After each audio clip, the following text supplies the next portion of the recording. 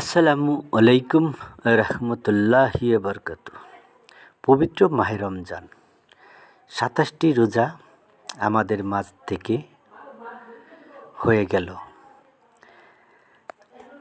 পবিত্র মাহে রমজান উপলক্ষে রাজবাড়ী জেলা ২ নং দাসী ইউনিয়নের চেয়ারম্যান মোহাম্মদ দেলোয়ার শেখ এবং তার পরিবারের সদস্যবৃন্দ এই মাদ্রাসাটি পরিচালনা করে থাকেন। দেলোয়ার শেখের ছোট ভাই হাফেজ মৌলানা মোহাম্মদ জাকির মাদ্রাসাটি পরিচালনা করে থাকেন। আজ ইফতার পার্টির আয়োজন করা হয়েছে।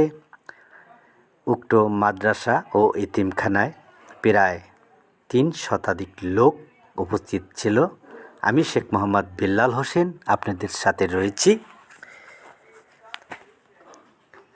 পবিত্র মাহে রমজান উপলক্ষে ইফতার পার্টির আয়োজনে ৩ শতাধিক লোক রাজবাড়ী জেলা শ্রীপুর সংলগ্নে হুসনাবাদ গ্রামে এই ইফতার পার্টির আয়োজন করা হয়।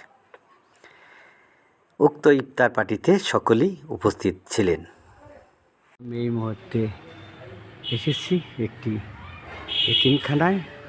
অবশ্য এতিমদের সাথে সবাই একত্রভাবে ইফতারি করব সেই আশা নিয়ে এসেছি। সবাইকে স্বাগতম।